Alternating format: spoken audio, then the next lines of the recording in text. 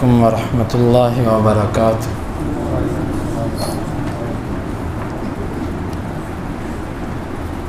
سورۃ البقرہ آیت نمبر 170۔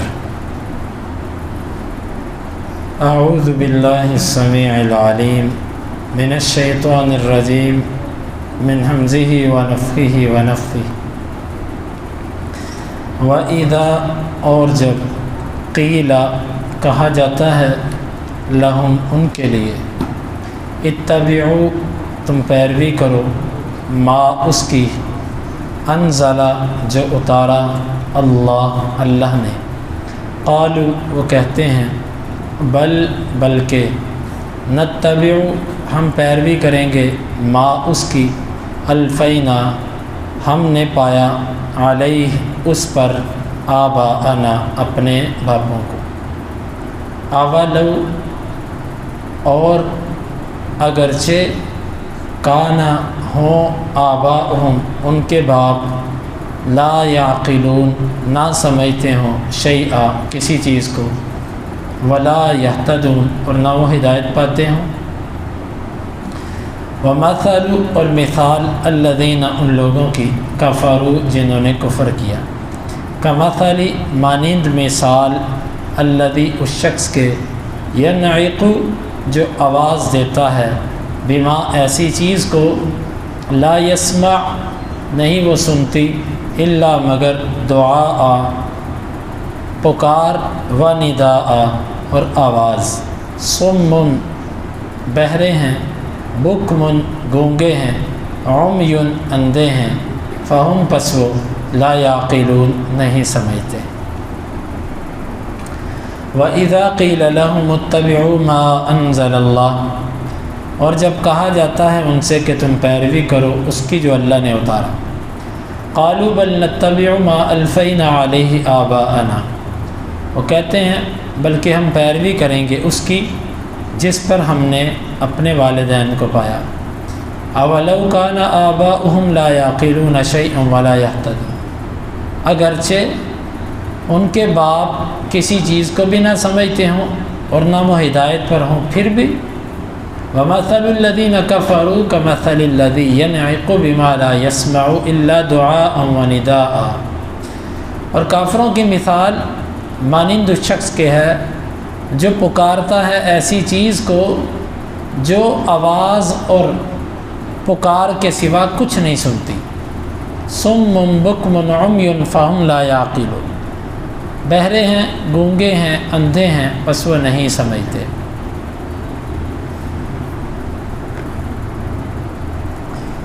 اللہ تعالیٰ نے اس آیت مبارکہ میں باطل لوگوں کی بطلان کی اور ان کے گمراہ ہونے کی اصل وجہ بیان کی۔ جو لوگ اسلام پر نہیں، یہودیت، عیسائیت، مشرکین کسی بھی مذہب میں سے، وہ ہدایت پر کیوں نہیں ہیں؟ یا آپ اگر مسلمانوں کے اندر فرقے لے لیں، مسلمانوں کے اندر جو 72 کے قریب فرقے بن چکے ہیں، یہ کیوں نہیں سب ایک جگہ پر جمع ہو جاتے؟ سب کے سب قرآن پر اکٹھے کیوں نہیں ہوتے؟ قرآن ہے، اللہ کے نبی صلی اللہ علیہ وسلم کا فرمان ہے، پھر اختلاف کیوں؟ چلیں یہودیوں نے تو نبی کو نہیں مانا، عیسائیوں نے نہیں مانا، غیروں نے نہیں مانا، لیکن مسلمان مان کر اختلاف کیوں کر رہے ہیں؟ سوال ہے نا، اس کا جواب اس آیت میں ہے۔ اصل وجہ یہ ہے کہ جب کسی کو کہا جاتا ہے جو اللہ نے اتارا اس کی پیروی کرو، تو وہ آگے سے کہتا ہے کہ ہم تو اس کی پیروی کریں گے جس پر ہم نے اپنے بڑوں کو پایا۔ یہ ہے اختلاف کی مرکزی وجہ۔ جو جس مکتب فکر پہ چلتا ہے، جو جس امام کے پیچھے چلتا ہے، جو جس خاندان کے اندر پیدا ہوا، وہ اسی مذہب کو حرف آخر سمجھتا ہے۔ وہ تیار ہی نہیں کہ کسی کے کہنے کی وجہ سے وہ نظر ثانی کر لے۔ نظر ثانی کیا ہوتا ہے؟ کسی بندے نے آپ سے کہا کہ بھائی آپ کی یہ چیز ٹھیک نہیں ہے، بجائے اس کے کہ آپ اس کو فوری جواب دو کہ نہیں ٹھیک ہے، وہ کہتے اچھا یار میں دیکھتا ہوں، اگر تمہاری بات ٹھیک ہے تو میں مانوں گا۔ اب ہمارے ہاں یہ چلتا ہے، حدیث دکھا دیں، آیت دکھا دیں، سب کچھ دیکھنے کے باوجود کہیں گے بھئی یہ میرا فرقہ نہیں، یہ میرا مذہب نہیں ہے۔ کیا اللہ تعالیٰ نے ہمیں دنیا کے اندر جو بھیجا ہے، اللہ نے یہ تقسیم کر دی ہے کہ یہ حدیثیں تیری اور یہ فلاں کی، یہ فلاں کی، یہ فلاں کی، تو انہیں ان پر عمل کرنا اور ان پر نہیں کرنا؟ اللہ اور اس کے رسول نے تو ایسا کچھ نہیں کہا۔ اس کا مطلب یہ ہے اصل باپ دادے کے طور طریقے پر چلتے رہنا، نماز ہے، روزہ ہے، حج ہے، زکوٰۃ ہے، دین کے معاملات اور مسائل ہے، سب پہ یہی چل رہا ہے، سب اسی طریقے پر چل رہے ہیں کہ جس طریقے پر بڑوں کو پایا اسی پر چلیں گے۔ اور اللہ تعالیٰ فرماتا ہے قرآن مجید کے اندر کہ لوگوں کے گمراہی کی وجہ وہ یہی چیز ہے کہ وہ اس اصول کو اپنائے ہوئے ہیں۔ جب تک لوگ اس اصول کو ترک نہیں کرتے اس وقت تک ہدایت نہیں آ سکتی۔ اور تعجب دیکھیں، یہ ضد صرف دین کے معاملے میں ہے۔ دنیا کے معاملے میں آپ کسی کو کہیں نا کہ تیرا باپ یہ طریقہ اختیار کرتا تھا کاروبار کا، تو بھی اس پہ چلو گے گا، ابے کا زمانہ گزر گیا، ابے کو کیا پتہ، کاروبار کی تو مجھے سمجھ ہے۔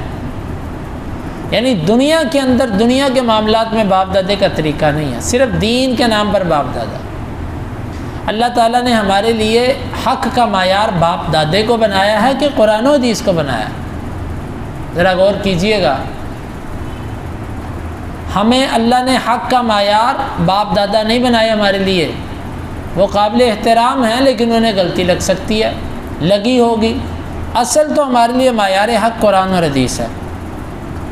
تو یہی کام یہودی کرتا ہے، یہی عیسائی کرتا ہے، یہی ہندو کرتا ہے، یہی سکھ کرتا ہے، سارے غیر مسلم باپ دادے کے طریقے پر چلتے ہیں۔ اگر وہ غلط ہیں تو مسلمانوں میں بنے ہوئے فرقے جو باپ دادے کے طریقے پر چلتے ہیں یہ ٹھیک ہے؟ ایک غلط کام غیر مسلم کرے تو غلط، وہی غلط کام مسلمان کرے تو ٹھیک۔ اب آئیے میں کس چیز کی طرف اشارہ کر رہا ہوں؟ تقلید۔ تقلید کہا جاتا ہے جی 4 مذاہب میں سے آپ کسی ایک کی تقلید کریں، یا حنفی بن جائیں، یا مالکی، یا شافعی، یا جو ہے وہ حنبلی یا حنفی، ان میں چاروں میں سے کسی ایک کے رستے پر آ جائیں۔ بھائی کیوں؟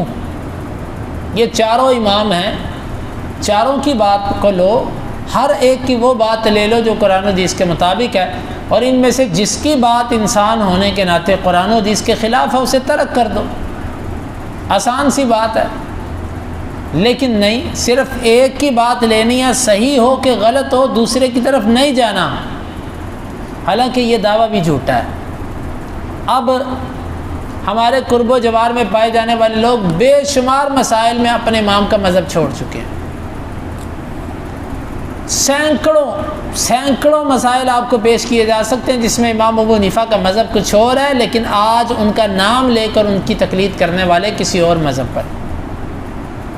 سب سے تو پہلی بات ہے کہ امام ابو حنیفہ کہتے ہیں کہ قرآن و حدیث پڑھا کر اجرت لینا جائز ہی نہیں، امامت کی اجرت جائز ہی نہیں۔ اب جتنی مساجد ہیں، جتنے مدارس ہیں، ان میں جو ائمہ حضرات ہیں وہ یہاں پر امام صاحب کے خلاف یہ عمل کر رہے ہیں کہ نہیں کر رہے؟ تنخواہیں لے کر ان سے کہہ کہ آپ چلیں اپنی فقہ پر، کبھی بھی اس کے لیے نہیں تیار ہو۔ میں نے ایک مثال پیش کی ہے، مثالیں بہت زیادہ ہیں۔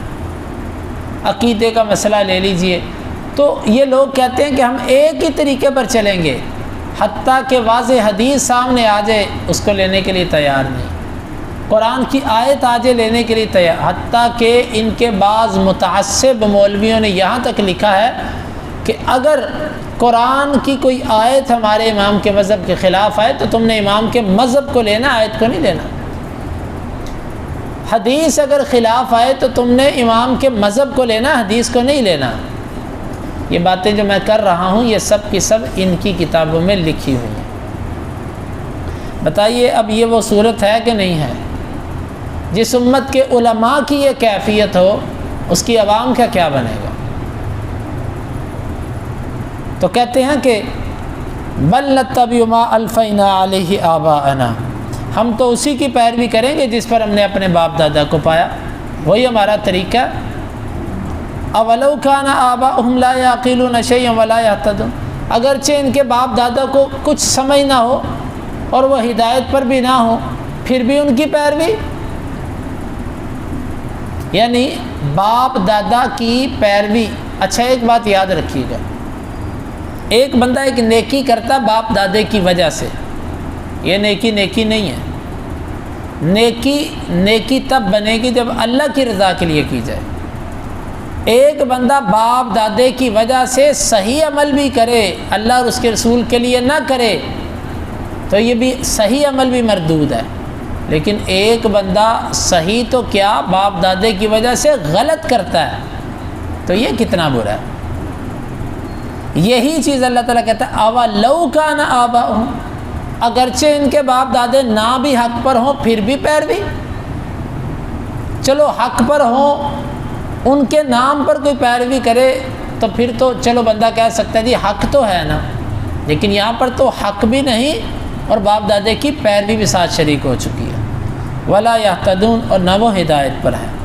تو یہ آیت مبارکہ تقلید کی مذمت کرتی ہے۔ یہ لوگوں نے بنائی ہیں باتیں، چار مذاہب برحق ہیں، ان میں سے کسی ایک کی پیروی کرنا لازم ہے۔ اللہ اور اس کے رسول نے یہ نہیں کہا۔ کہیں جب یہ چار مذاہب نہیں تھے اس وقت بھی لوگ تھے، کیا وہ مسلمان تھے کہ نہیں تھے؟ وہ جنت میں جائیں گے کہ نہیں جائیں گے؟ بلکہ دیکھنے میں یہ آیا ہے کہ جب سے یہ چار فرقے بنے ہیں، امت کے اندر سوائے افتراق اور نفرت کے اور کچھ نہیں ملا امت کو۔ آپ اندازہ کریں کہ ان چار مذاہب کے ہوتے ہوئے بیت اللہ کے اندر چار مصلے بچتے رہے ہیں۔ ایک نماز پڑھتا تھا، تین پیچھے کھڑے ہوتے تھے کہ میری اس کے پیچھے نہیں ہوتی، یہ جائے گا تو ہماری نماز کا وقت ہوگا۔ امت چار حصوں میں تقسیم ہوئی کہ نہ ہوئی؟ تو یہ چیزیں تو امت کے لیے فتنہ بنی ہیں۔ آگے اللہ تعالیٰ نے کافروں کی مثال بیان کی، فرمایا کافروں کی مثال ایسے ہے کہ جیسے جانور، جس کو آپ کہتے ہو ڈنگر، جانور۔ اب جانور کو چرواہا راعی آواز دیتا ہے، جانور کو کچھ نہیں سمجھ آتی کہ یہ کیا کہنا چاہتا ہے، ہاں اس کو اتنا پتہ چلتا ہے کہ کوئی آواز آئی ہے کیونکہ اس کے کان ہیں۔ یہاں پر اللہ تعالیٰ نے اپنے نبی صلی اللہ علیہ وسلم کو دعوت دی ہے راعی سے۔ اے میرے نبی، آپ کافروں کو جو قرآن کی آیتیں پڑھ پڑھ کے سناتے ہو نا، جو ان کو آخرت کی یاد دلانا چاہتے ہو، آپ کی مثال ایسے ہے کہ جیسے آپ بکریوں کے چرواہے ہو، اور یہ سب کے سب بکریاں ہیں، اور یہ بکریاں ایسی ہیں کہ جن کو سمجھ نہیں آ رہی کہ ان کا مالک ان سے کیا کہہ رہا ہے۔ یعنی ان کافروں کو آپ کی کوئی بات سمجھ نہیں آتی، صرف اتنا لگتا ہے کہ آواز کانوں میں پڑی ہے۔ بات سمجھ آئی؟ اس اعتبار سے آج ہمارے بھی بہت سارے مسلمان ایسے کہ جن کے کانوں میں صرف آواز جاتی ہے، سمجھ انہیں کچھ نہیں آتی۔ دوسری صورت کہ یہاں پر تشبیہ دی جا رہی ہے کافروں کو، کافروں کی مثال دی جا رہی ہے کہ کافر اپنے بتوں کو پکارتے ہیں۔ تو کافروں کی مثال ایسے ہی ہے کہ جیسے کوئی بکری کو جانور کو پکارتا ہے، جانور کو تو سمجھ ہی نہیں آتی کوئی کیا کہہ رہا ہے۔ تو کافر جو اپنے بتوں کو، غیر اللہ کو پکارتے ہیں، اس کی مثال ایسے ہی ہے کہ جیسے کوئی بکری کو پکارتا ہے۔ بکری کو سمجھ آتی ہے؟ کچھ نہیں آتی۔